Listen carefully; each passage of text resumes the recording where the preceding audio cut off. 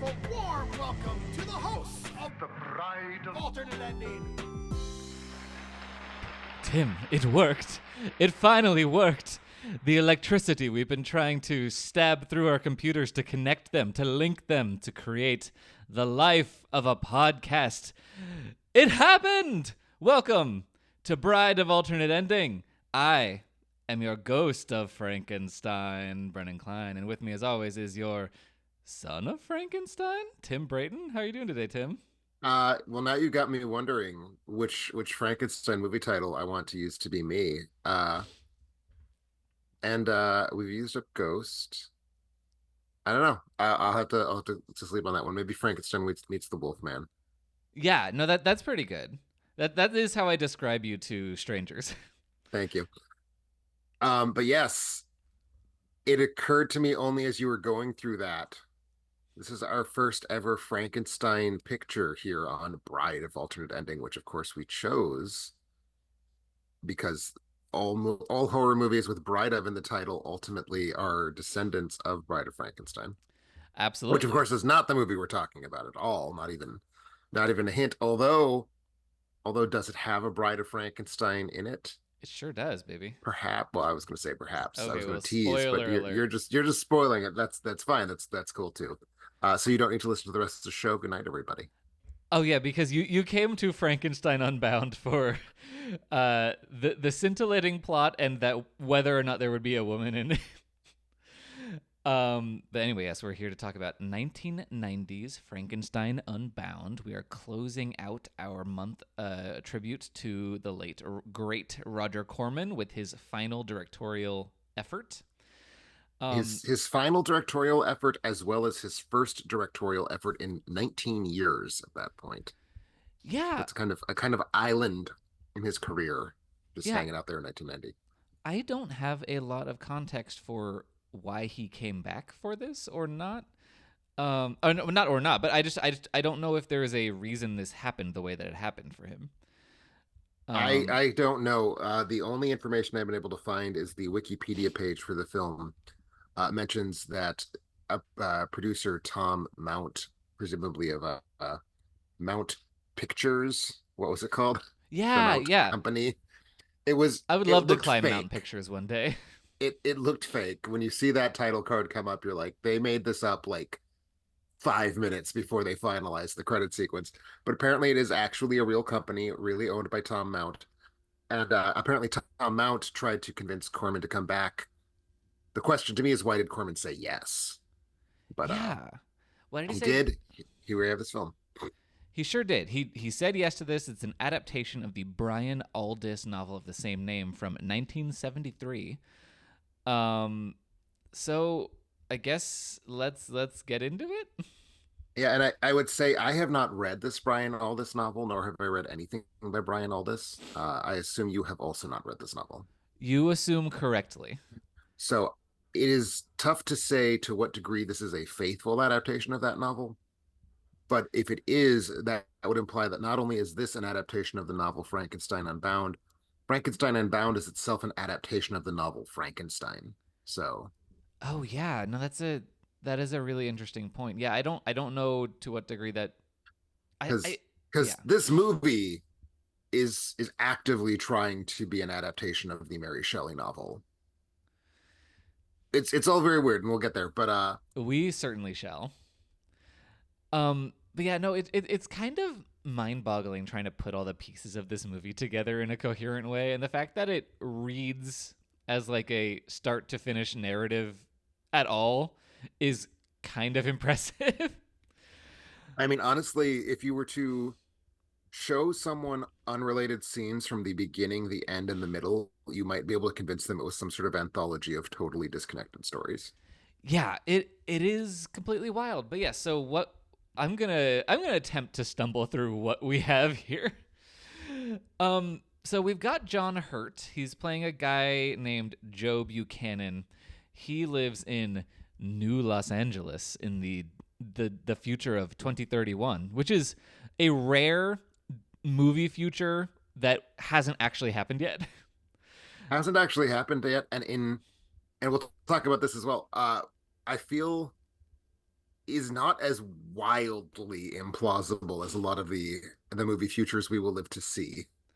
No, not totally. They do still have digital watches, which I think is the one part where it's That like, oh, this is still that is 1990. that is charming, but they also have people over relying on their cars to like basically using vocally triggered AI in their cars to do all the work for them, and the car is just basically spitting back wiki articles. And that feels to me like 2031 is a very good target for that technology. Oh, absolutely. And other technology in New Los Angeles 2031 is this. It's like a, it's the ultimate weapon. It is a device that, It's some sort of doomsday storm gun. It's very unclear what the ultimate weapon is. yeah, it like disappears your enemies and shoves them into the time stream. But the Earth, the space time continuum does not like this very much. It would like you to please stop. And there have been these rifts in time, that Joe Buchanan is not as worried about as he should be. Um, Yeah, but it seems given that the backstory of the film, not the plot, just the get us to the plot, is that we've invented a weapon that accidentally created spontaneous, unpredictable time travel. No one in the film ever seems to think that that's interesting or that we should care about it. yeah, it's really bizarre. Um, Once it comes to his doorstep, quite literally, he does have to deal with it, and there is a sense of like, well, here we go. At least when like a, is it some sort of like feudal samurai type warrior attacks him briefly. Was it a feudal type or was it like a Roman type? Now I don't remember. Oh, it felt like a Japanese helmet to me, but I know less than nothing about this kind of thing. Maybe it was meant to Uh, be like kind of a Genghis Khan. it It was definitely someone from Earth's past. Yes, on a horse, which we had in the past. We did have them in the past. Hmm. But yes, so he and his car get sucked into the time slip, which kind of looks like that portal at the end of Evil Dead 2 that Ash goes into to fall into medieval times. I mean, I don't think it's fair to expect Roger Corman to invest money in inventing his own visual effect for a time portal. No, no, no. That was not a complaint. That was just a description. Okay. But yeah, so he ends up in 1817 Switzerland, which is something that he seems a little slow on the uptake on, a little bit, that he's gone back in time when he got sucked into the time portal. Uh, or at least he's a little slow on the uptake of when he is. Um, Yes, agreed. but yeah, so he, did I mention his car got sucked in? His talking Kit, like Knight Rider His car? his talking Kit Knight Rider car, which is FYI a really cool looking concept car, built I believe in the late 80s, and it looks like a weird sort of space car in a way that I approved of. Yeah, I was thinking about that too because I was looking at it and I was like, this looks like holistically a car that exists. It doesn't look like they slapped a bunch of, Yeah, well, they didn't glue foam to a car. yeah, like so that was really nice. That was a good bit of it was a good choice. But anyway, so it turns out he's in the 1800s. He's in Switzerland. He meets Dr. Victor Frankenstein, played by Raul Julia. Uh, and just to go on a bit of a tangent really quick, I'm really curious. What does Roger Corman mean to Raul Julia? Like, was he excited to work with Roger Corman, or is he like, ugh, I gotta do this? Raul Julia is such a weird figure to me, almost uniquely, I would say, because on the one hand, he is an actor who is in a lot of kind of lowbrow B crap. And certainly I am here thinking of something like Street Fighter. But even something like the Addams Family Pictures, while they did very well artistically, I don't think you sign up for the Addams Family Pictures because you're like, this is going to be a great work of American comedy. It's Mm. it's got to be a paycheck gig. And then you go back and he's like an Oscar nominee and an extraordinarily well regarded actor in this certain breed of like art film. But then while he's being an Oscar nominee and while he's being in art films, he's also like taking made for TV movies, and it's difficult for me to understand, even absent this Corman picture. Does Raul Julia think of himself as a great actor, or is he just a guy who like takes gigs, and one of those gigs happened to be like an Oscar picture? Yeah, it is a deep mystery and one I was pondering through most of the movie. Um, partially because I would say the middle bit is a little dry. The middle Um, bit is the driest bit of the movie for sure. yeah. But anyway, so the wrinkle here is that not only do we have Dr. Frankenstein and Frankenstein's monster, played by Nick Brimble, wandering around this movie. We also have Mary Shelley. Well, her in her unmarried name, which Yeah, is not Mary Godwinson. Mary Godwinson. They might be calling her Godwin in the movie. I believe her actual in the real world name at the time would have been Mary Godwinson, but I can confirm that. I am seeing Godwin on It is, Wikipedia. according to Wikipedia, it is Godwin. Wow, her dad was William Godwin. Everyone she's related to is someone. Oh yeah, that's kind of the cool thing about Mary Shelley is like she's the nexus of like eight famous people. Yeah, it's kind of wild. Anyway, so she's here, and speaking of the nexus of famous people, she is played by Bridget Fonda, Yes. another nepo baby. If we're gonna call Mary I Shelley a was nepo baby, I mean, I would more say that Mary Shelley was the culmination rather than a nepo baby. I would say that Bridget Fonda is a nepo baby. yeah, that makes sense. And this would have been no, I guess Bridget Fonda was kicking around to like the mid '90s, but she stopped by the end of the '90s. Oh, By the 2002. Okay, was it that late? Okay. Yeah. I forgot Lake Placid was 99. I definitely would have thought that was 93 or something. So we are not quite towards the end of Bridget Fonda on screen. We are more towards the beginning slash middle. But here she is. She's got long hair, so I didn't recognize her.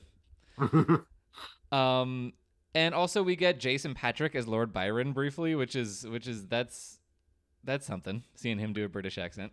There's lots of accent work in this movie, and some of it is more troublesome than others. Yeah, and also it's extra confusing because I believe it is Jason Patric's Lord Byron with his faux British accent saying, "Well, you don't sound British" to John Hurt. It was pretty amazing the curly cues of, is John Hurt playing a British man from America, or is he playing an American with a British accent? Implied in the script that in 2031 Angelinos speak with a British accent, just as a way of like papering over that they cast John Hurt. Yep, absolutely. He's like, "Well, I'm sort of a new American." I'm like, "Okay, John Hurt, if you say so." But yeah, no, it is intensely confusing on that ground. But anyway, so like Frankenstein's monster, he's very much taking after the Mary Shelley version. Like he's much more eloquent. He is not the Boris Karloff lumbering monster. He is a monster who talks, who has intense feelings. He's got weird metal bits sticking out of his face that look kind of cool. Like the weird metal bits, it's goofy looking makeup, but it's makeup that does not resemble the standard Frankenstein to a degree that I appreciated. Yeah, yeah. It's kind of like his face is on like these metal. It's like stretched between metal bits. It very much looks like his face was put back on his skull after Frankenstein was done tinkering with it. Yes, yes. It's excellent. It's almost like that lady from Doctor Who who's like a piece of skin that's just stretched between two Mm-hmm. poles. But yeah, so that's pretty neat. Yeah, he's wandering around. He has killed Frankenstein's brother, I think. And this young woman has been accused of the murder, and it's like a big witchcraft trial. And John Hurt is getting all up and trying to get anyone to care or stop this trial. And does that ever even get resolved? It does, insofar as we find out that it's in dialogue. He not only failed to stop this trial, they almost hung him as an accomplice to the murder because he was so actively trying to get the young woman saved. And Mary Godwin confirms that the woman has died. Got it. In dialogue. Yes, okay, because by this point, I watched this a couple days ago, and by this point in the movie, I was just so awash in nonsense that I wasn't really following for a little bit. Very fair. And I feel like this gets us far enough that we can touch on one of the things that I sort of put a pin in earlier. Um, Again, I don't know anything about the Aldous novel Frankenstein Unbound, and it's possible this is like practically a transcription. It's such a one-to-one adaptation. But I will say, despite having John Hurt as a time traveler in a space car from 2031, this is among the most faithful adaptations of Mary Shelley's Frankenstein that I'm aware of. Yeah, which is really Like, wild. Like it's with really wild. yeah, I mean, particularly that characterization of the The char- monster. the characterization of the monster, but also just kind of like the ambient, the way the plot unfolds is more akin to what is going on in the book than the gothic German villagers with pitchforks thing. Yes, the Like it's kind of like upper unfolding crust. in courtrooms. Like everyone here is educated, everyone here has degrees. It's like that is closer to where we are in Frankenstein. Yeah, no, that is really interesting. And then the whole bringing in Mary Shelley into it is such a bizarre thing to do. It's kind of like doing that weird Shakespeare in Love thing where it's like authors aren't actually talented. They just write down the things that happen to them. Right, because like it's weird. Okay, so I helped you clarify some things. Maybe you can help me clarify this. Okay. It is implied that that Mary is already writing a novel that is far enough along that it has a protagonist named Frankenstein because she seems to understand when John Hurt is very excited, like, oh, I know who you are. I've read Frankenstein. She's like, but I have only started writing it. Um, at the same time, it feels like she is finishing her book that she just started by writing faithfully about what is existing in the world, but she has not met Frankenstein. She doesn't know he exists. That seems to be the case. She's at least written 3 chapters at the time that he first meets Right. her, she says. Yeah, no, it doesn't make any sense. And is this supposed to be cuz like obviously she wrote it when she was out with Byron and Shelley. And so this is kind of supposed to be during that time. It's during that time when they're at the lake house. They're at the lake house in Geneva in the summer of Yeah, 1817. Like yeah. it's accurate. Um, so it is the time when she's writing Frankenstein. But it's very confusing to me. Is she was she already writing Frankenstein and then just rolled in the story that she starts hearing as John Hurd gets her wrapped into this legal case, or is she somehow writing the legal case as it's happening? It's really unclear and it does a huge disservice to Mary Shelley's talents as an author.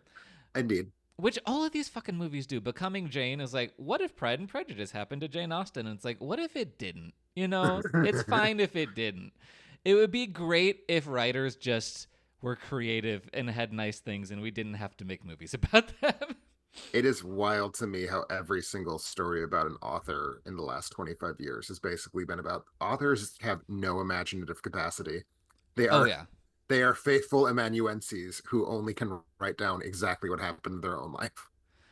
It's so fucking stupid. It's one of the worst trends of And middlebrow cinema. I say this as someone who very much enjoys Shakespeare in Love, but like, man, every post Shakespeare in Love version of that story is dog shit. Oh, absolutely. And I'm not saying that all of the movies themselves are bad. It's just such a stupid thing to have at the core of any It movie like is. It absolutely is. this. Anyway, Frankenstein Unbound. It is a predecessor of Shakespeare in Love, so clearly a major inspiration. It is both a predecessor to Shakespeare in Love and a predecessor to Mary Shelley's Frankenstein, which is the other film that was like, we're going to get back to the book. We're going to have a version of the monster who's intelligent and has philosophical debates with Dr. Frankenstein. And Corman beat Kenneth Branagh to the punch and made a better film in doing so, if I may be so bold. Yeah, look, Corman loves to beat people to the punch, and sometimes he is better. Not all the time. Um, Yeah, this is not, our last episode, A Bucket of Blood. We were talking basically about like, yeah, he tried to get in on the beatnik wave 3 or 4 years too late. He got in on the more realistic adaptations of literary novels wave uh substantially before it really hit. Yeah, and this would have been around the same time that he produced that un unreleased Fantastic Four movie, so he was also ahead of the curve on the comic book movie thing. Like Hmm. he was still doing his best to beat people to the punch in the early 90s. Yep. But yes, anyway, so what we have is this what I again, neither of us have read this book, but I'm going to assume a lot of it's from the book because there are a couple bits that are not fully fleshed out in the movie that I'm like these must be like these weird vestigial moments of something that probably feels more profound in the novel and that in the movie doesn't come across at all. That makes sense. And I can tell you the one thing I do know about the book is that it does involve Joe Buchanan from the future flopping his way into 1817 where he interacts with both Frankenstein and Mary Shelley. Okay. So like the hook is definitely the same.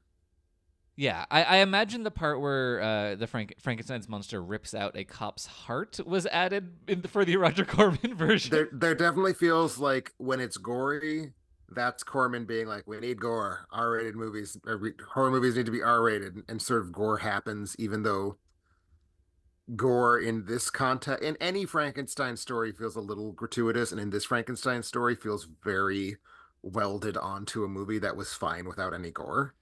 Yeah, it really does. It feels less organic to the material than the added gore in Tammy and the T Rex. Uh, frankly, frankly, that is correct. Yeah. It's really bizarre whenever it happens. Cause the gore itself, it's kind of I mean, I think the movie kind of sees itself as a little bit of the like early Hammer horror, like horror Frankenstein, like oh we're kind of luriding it up a little bit. Hmm. But it just doesn't work because the most of the Frankenstein bit of the movie is pretty stuffy and pretty like classically. It's a pretty classic approach to the material, like you were saying, a pretty faithful adaptation of the novel, which has no room for this kind of exploitation in it. No room for this exploitation. And also, it honestly feels a lot to me like the film seems more interested in being a period piece than in being a horror film For in sure. most of the middle. Yeah, and like kind of a romance and kind of a buddy comedy with a sassy talking car. Yes, and also it's a sci-fi adventure and it's weird. It's a weird movie. I don't think we're even attempting to communicate how weird the movie is. It's really fucking weird. There's so much going on and there's so many different bits and bobs. I I wish I was more interested in it and its weirdness. But I'm not that compelled by the Frankenstein story between you and me. Um, I love a lot of classic literature, but I don't have a lot of time for Frankenstein. It's better than Dracula to me, which I found to be a grueling read when I actually read it in full a couple of years ago. But neither really does it for me. So that is an issue, especially in the middle part of the movie where it is faithfully just doing that. And I'm just like, okay, I've seen roughly this, except now there's a car.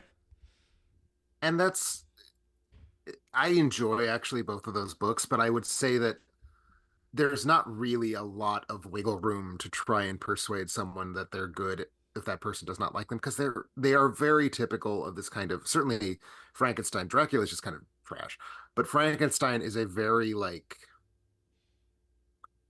it's very turgid and it's very like you have to learn the following set of moral lessons in a way that a lot of that generation of English literature is, and most of the really bad offenders have not survived to still be read by most people. This only has because it's got such a like gory, gross hook, basically, and because it's been made into about a trillion movies. Mm-hmm. But it is still generically, it's this very kind of tedious read in a lot of ways. Now, I like the just insistent early 19th century Britishness of it because that's Mm-hmm. that was my bag back in college. Um, but it's not fun to read, and it's really more interesting for sort of what it does in literature history than for its like qualities as a yarn. which is all to say, like I don't I don't disagree with you. Even though I enjoy it, I think you're correct. Basically, to say that it's not a very compelling story. Um, I will still say that I think the movie mostly works for me, even when it's not maybe so good. Uh, in large part because of two performances, I would say. Okay. Um, Raul Julia, I think, is great in this movie. Oh Just like yeah, flat out great.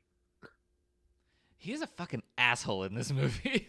It's like, and that's another way that it kind of gets us back to the book. Like a lot of movie Frankensteins want him to kind of be in, not all of them, but in a lot of films, he's like trying to be a certain kind of horror movie character, or in some cases even like an anti-hero or a hero. In the book, he's just like this shrill moralist basically, and I feel like this is kind of pointing in that direction. He is arrogant, he is peremptory, he is very, very caustic when John Hurt is trying to like fanboy his way around him. I just really enjoyed the performance a lot. Yeah, no, that definitely helps liven it up because you have this Frankenstein who is this. He's just being a pill. He's just a boulder in the stream of Mm, what Joe is trying to accomplish. right. But so, what's the other performance that you like? I also really like John Hurt. Yeah, I mean, John Hurt is good in a movie. Like he is solidly grounding this, and he's the thing that links all of the time periods of the movie, and he does a solid job at that. He does, but I specifically like about it, and to get to the issue of why I do actually kind of find the whole movie watchably weird, even when it has that pretty significant slowdown in the middle. Um, we're so, or at least I am, so I shouldn't say we, but we're so used to time travel stories where the time traveler is trying to keep the universe intact, and whether they fail or not, because a lot of times, of course, the whole hook is that they fail. Uh, there is this sense of like the time traveler is taking time travel seriously. And in this movie, John Hurt is basically playing an idiot tourist. And like the absolute first thing he does upon meeting Mary Shelley is to be like, "Oh wow, you're gonna write such a cool book. Look, I have a copy here. Why don't you read it?"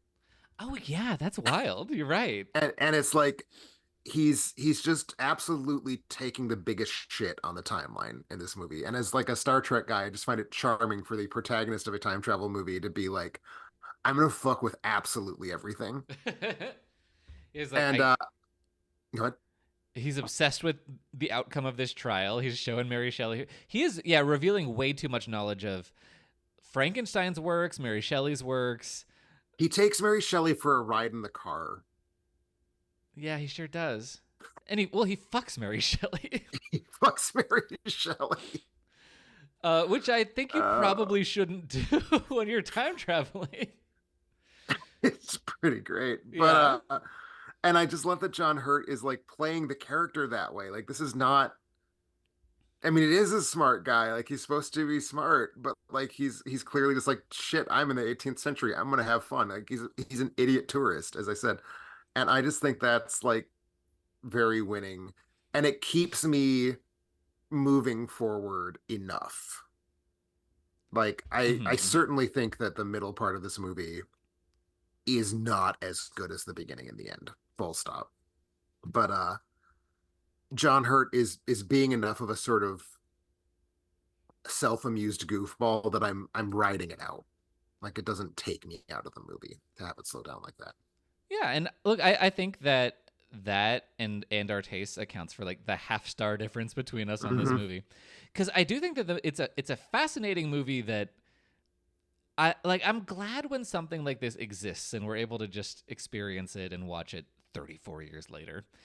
Um, I love it? No, but it's it's just so singular and strange. And I guess it's not singular. It's based on a book. It's doubler at the very least. Mm-hmm. It's based on a book that's based on a different book. Uh, but it's just really weird. It's fucking weird. Would I have preferred a fish out of water time comedy where it is Dr. Frankenstein and Frankenstein's monster gets sucked into Los Angeles 2031? Probably. But what we get is still something. Yeah, and I mean, here's the thing: Los Angeles in 2031 costs money. Oh yeah, Switzerland in 1817, they probably have some standing sets, or maybe they just even found a relatively untouched town, yeah. and Um, that's Corman, baby. yeah, no, that is exactly what it is. I mean, look, I think that the future world is rendered in a totally decent B movie way. Hmm. Like we said, the car is really cool. He lives in matte painting Opolis, which is just fun to kind of It's delightful, yeah. yeah. It feels a little outdated for 1990 to me. Like it feels like we're using a lot of older practical styles Hmm. of effects, and I think it really works for me. I think a lot of it holds up in a way that it holds up in the sense of like I'm watching a B movie from like the 50s or 60s as opposed to I'm watching an early 90s movie that's trying to use shitty CGI in like every other scene. Um it feels classical in that way almost. I I can get behind that. I mean, I do think that there are other 90s films that feel a lot like this in a lot of ways. I think especially the future Los Angeles on a budget vibe. I feel like I've seen other movies that have a similar vibe to that, but no, it definitely is not trying to be at the cutting edge of anything. Although I was very amazed to discover they did spend some money on this. Like Mhm. it cost, according to what I've seen online, it cost almost $12 million to make this, which not like an insane budget, but certainly enough compared to the kind of like $80,000 budgets that Corman in his golden age was working with, you know? Yeah. I mean maybe what we're looking at is Mount Pictures, you know? Like they just forked over the money and I don't think Roger Corman is going to say no to the money. Obviously. Yeah. Obviously. And it also, to be clear, lost very close to all of the money that was spent on it. Oh, for sure. It box office $335,000. Wow. Are we might be one of or two of the only people to have seen this movie. I mean, it doesn't feel like there can have possibly have been that many people. No, I mean, who's the audience for this? And how many people read the book? I don't know. It's all a mystery. I mean, I am the audience for this. Like people like me are the audience for this. So I feel like our listenership is probably disproportionately the audience for this. Yeah, well, check it out, everyone. I will say, I just like we said, there's it's obvious why we can't spend that much time in new Los Angeles. Um, but I kind of liked the implications of what future life is like that were kind of leaking around the edges, particularly the very bizarre child cult that is holding a funeral for a bicycle. That to me, that scene just got me off to such a good mood with this film. Oh yeah. Because the little girl has a new bicycle now, so they're burying the old one and holding this ritual for it, and they're wearing all these colorful clothes, and they act like they're children of the corn. It is. I need And to. their Yeah. their like liturgy is nonsense words from various ephemera of 20th century pop culture. Yes. It is. It's fascinating, and it implies so much about the way that the world is in 2031, without just sitting you down and giving you a bunch of exposition. Hmm. I really really liked that. I like it, and I also like that despite this being a very short movie, 85 minutes long, which again, love that. Yeah. Thank you. Uh that someone, be it the screenwriters, be it Corman, be it Tom Mount, somebody was like, no, this scene will add texture to this film. So even though we are trying to just pare to the bone this story, let's keep this scene in because it has a good mood. Like Yeah. it's a completely narratively unproductive scene. Yeah, absolutely. Because like it doesn't lead into him being in a time slip. He does protect the children from getting in the time slip, but he could have as easily not done that with no children. You're totally right, but it just works. It's so Hmm. fascinating. It's probably my favorite scene in the movie. It's really high up there for me. Although I do also like all the way at the other end, where if we start kicking out some spoilers here, I think it's about um, that time. I think that's fair. Uh, as inevitably happens, uh, while while John Hurt is trying to stop Frankenstein and stop Frankenstein's monster, um, they get zapped by the time laser, and they end up indistinct time in the future. It's not really clear where or when. Uh, and the movie just basically flips out at that point. Like it ceases Yeah. to make even the most incidental kind of narrative sense. Uh, it becomes like this laser guns and the world's absolute chintziest looking snowy exterior set. Oh Uh, yeah. just just goofy, and I love it. I love whenever a movie that is kind of playing things straight laced decides to just be nuts for a little while. The thing I always think about, there is an episode of South Park from, I believe it's fourth season, that is for roughly 20 minutes a joke free, completely straightforward adaptation of Great Expectations. Huh. And at a certain point towards the end, Pip is the name of a recurring character in South Park. He's been kind of shanghaied into being the Pip from Great Expectations for the purpose of this story. Um, he's confronting Miss Havisham, and he said, "Mrs. Havisham, why are you so cruel? Why would you do this to me? Why would you make me love Estella, etc.?" And Mrs. Havisham replies, "Because the tears of young boys power my Genesis device." And then the last 3 minutes of the episode are like Mrs. Havisham sends her army of robot monkeys to murder Pip. And I love the like unbelievably slow joke free wind up for a solitary punchline 20 minutes into this episode. And that's the feeling I get out of Frankenstein Unbound. It's like we're going to give you a pretty straightforward and kind of boring adaptation of Frankenstein so that we can send the monster to the future and give him a laser gun. And it's like, yes, thank you for doing that for me. Yeah, I guess it's kind of a reverse Shaggy Dog story where the ending just goes off in the most wild direction. Yeah. But yeah, no, you're right. I mean, this is the part where I feel like it probably made sense in the novel. Um, and it just feels like there's a lot that's left on the cutting room floor here. I mean, I I not that they I shot it. cannot tell you what happens. I do not know what happens. I could like I describe the physical events happening in front of the camera. I think Frankenstein's spirit gets absorbed into the brain of a future city. It that happens in some capacity, yes. The mechanism by which it happens, when it happens, Why it happens? why it happens, what about the future city? Does the future city already have a brain, or does he sort of become its brain? All Yeah, of this just sort of spills out. yeah, it's totally wild. I do like the kind of Frankensteinian symmetry here, because obviously, Joe in this is meant to mirror Frankenstein. He has Mm-hmm. created this. He has created a monster, which is destroying the world.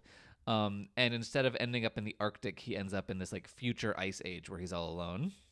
It's actually kind of a fake out that really, really worked on me because it opens with this character in the snow and it's John Hurt narrating and he's telling us, I will tell you the story, the whole 9 years. And so like I see this opening and I'm like, aha, this is going to be one of those adaptations that bothers to remember that the whole thing is being told on a ship in the Arctic Circle. Um, and so to me, it just kind of feels like an early indication that this is going to be a more or less straight adaptation of the novel, and then I kind of file it away and forget about it.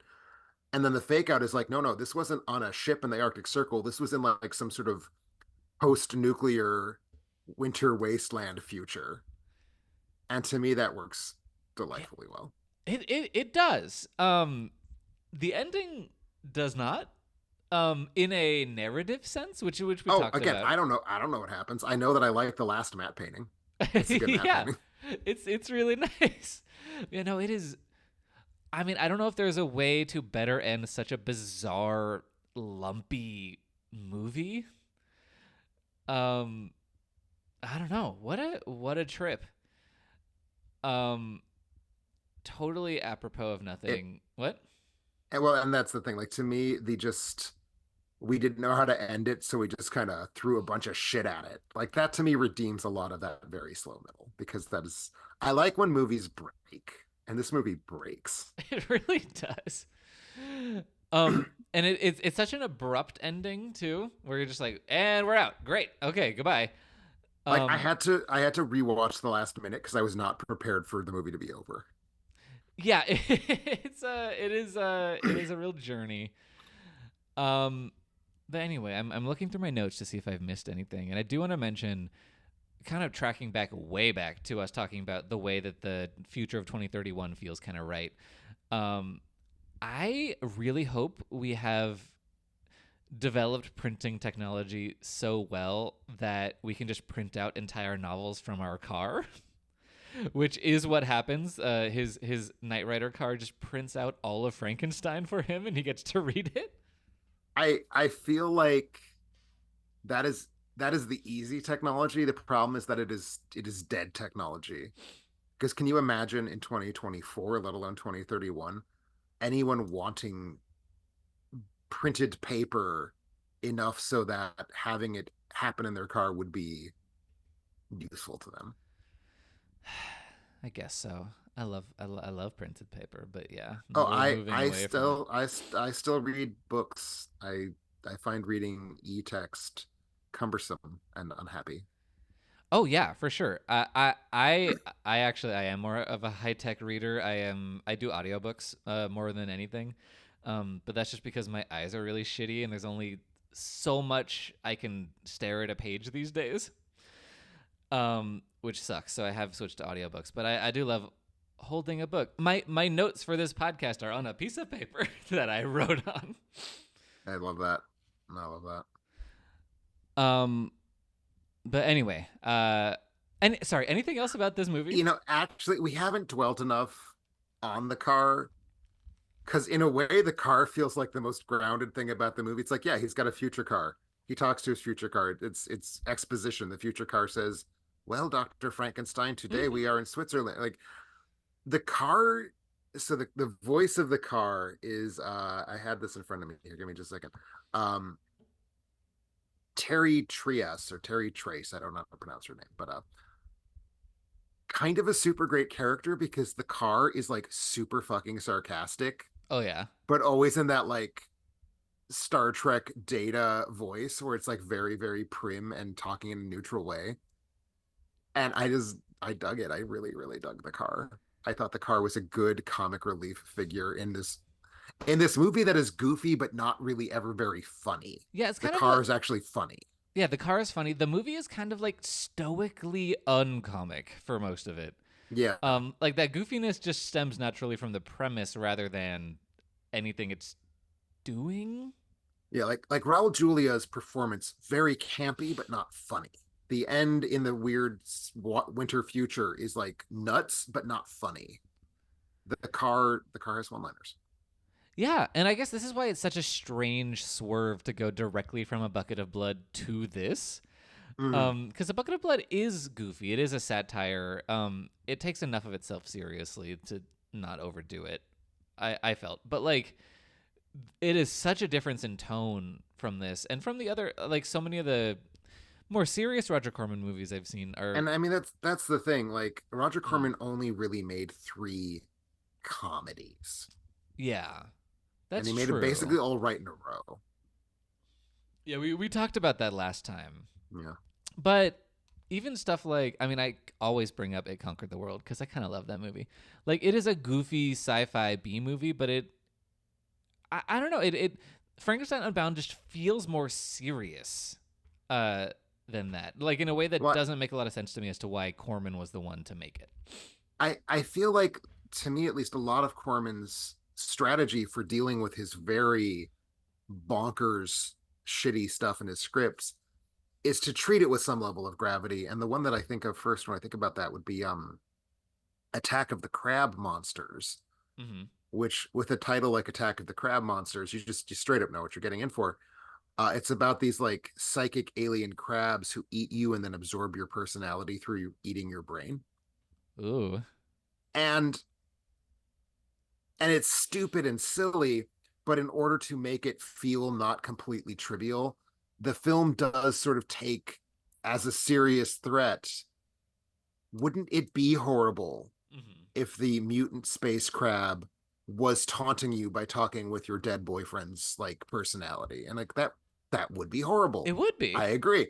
And like and I think there's a way in which a lot of Corman's films compensate for how dumb and chintzy and cheap they are by taking the concept seriously. And I feel like that's what we're seeing here is like, yes, this is all kind of ludicrous. So we're going to play it straight so that you don't feel like we're just mocking it. Yeah. No, I hear that, and I think that's important. I agree with that. I think taking the concept seriously is very valuable, especially even and perhaps especially to comedy. Like everyone in the movie Airplane is taking their predicament Oh, incredibly absolutely. seriously. Perfect example of that. Yeah. Um, I think it swings over to stodgy, because of the That's legitimate. Frankenstein core. That's fair. And I would also say the approach of we're going to take this chintzy material seriously works in a lot of contexts. And Jason Patrick as Lord Byron is arguably not one of those contexts. No, Or even Anne Bridget Fonda as Mary Shelley is arguably not one of those contexts. I think that's true. I don't think she is as a film breaking a performance or not perform, No, just like appearance, she's casting. fine because she doesn't really look like herself. B, she's not like being goofy. Like she's treating the role like a role. Jason Patrick is obviously like, you mean I get to do a British accent, and then proves to have one of the worst ones ever put to camera. Yeah, no, it's just I don't know how that came to be. And was Jason Patrick such a name in 1990 that it would have done anything for the movie? I mean, obviously it didn't. I Um, mean, I think he is a name by the standards of Roger Corman, and perhaps Roger Corman didn't even realize that he was making a film that had people like John Hurt and Raul Julia in it. So he's still like, I can get Jason Patrick for cheap for a day. But Jason Patrick was around in 1990. I guess, and we're not I that mean, far away from Lost Boys. yeah, I was gonna say Lost Boys is out by now. This probably Lost Boys is what gets him this job, honestly. Okay, I guess so. Yeah, it's so. This is actually weirdly close to Lost Boys. Is what, like 2 or 3 years afterward? It's 3 years later, and I'm looking at it right now. It is 4 films after Lost Boys, and 3 years later. Okay, I guess I don't know if I have a lot of context for who Jason Patrick was to the world beyond his performance in Lost Boys. I'm not that familiar with him. It's not even entirely clear to me that Lost Boys was a recognizable hit at the time, as opposed to a we discovered it on cable in the 90s type movie. Yeah. I don't know. Well, he's here and he's going for something that is not working. He's the obvious weak link in the cast, I would say. Yeah. Anyway, anything else we haven't kind of covered? I don't think so. You know, you said something in your letterbox review that I think is very appropriate. It's very slow moving for a film that has this many moving parts, or something to that Yes. effect. And that is kind of how I'm feeling about it as I reflect on it. Like there's so much stuff, but it also feels like it doesn't take a whole lot of effort to talk about that stuff. No, it really doesn't. It's really bizarre. It's I mean, watch it. Why the hell not? I don't think it's an unpleasant movie to watch. It's goofy and it's free on YouTube, and it's Yeah. 85 minutes long. And I just don't really know what to do with it. And I don't have to do anything. But I'm just kind of chewing on it, and I'm just like, it just feels it's like a pit I need to spit out at a certain point where it's like I And don't think I'm gonna make anything of this. no, and I would like to, as my final pitch for watching Frankenstein Unbound, just keeping in mind when it was released, if you randomly grab a 1990 horror film, I think it is likelier that by chance you would pick a worse one than this. Oh, I mean, that is a very reasonable and intelligent and measured thing to say, I think. I am a defender of certain horror films of the early 90s, but Oh, as am I, but certain ones. yeah, I 1990 horror. I I I, mean, Yeah, I think it is not a hot take to say that 1990, basically the period between like the big party when the slasher films were all dying in 1989 to Scream, that window of like 1990 to 1995, you have to really be sifting for gold. Like there's not a lot of good stuff in that period. Yeah, I'm looking. We do have a mirror mirror. There's some I completely agree with your assessment. I'm just looking right now. We do have Gremlins 2 the new batch, which is nice. That's nice to have. That's nice to have, although I feel like if you're in the mood for a horror movie and someone says, "Hey, let's watch Gremlins 2," that person did not understand the assignment. Okay, fair. In that case, I would offer up. Well, this is more of an Amblin kind of adventure, but Arachnophobia I think is quite great. I think Arachnophobia is in the spirit of horror in a way that Gremlins 2 is not. Yes. Yeah, but no, that's a rough time. Anyway, that's that on Frankenstein Unbound. Thank you so much for listening. Next time you catch us, it's gonna be July, gonna be a whole new month. July is the time that Americans, whether they like it or not, celebrate Independence Day, the 4th of July. And I think in honor of that, in honor of our forefathers sticking it to the British, we are going to watch some movies that the British tried to, well, for quite a while succeeded in banning. We're going to be watching some of the video nasties in July. So using our freedom of speech to watch some filthy, depraved movies likely to corrupt children. Mm-hmm. Or teach you how to use a garden trowel to stab people in the face or whatever they were worried about. But yes, so that's what we're going to do in July. If you're on the Patreon, keep an eye out for the poll to choose what the first movie we cover next month is. But until then, you can find more episodes of this podcast, more reviews from me and Tim from the past on alternateending.com. And yeah, catch bye, everyone. Bye. Bye. I was like, what do I say? She hates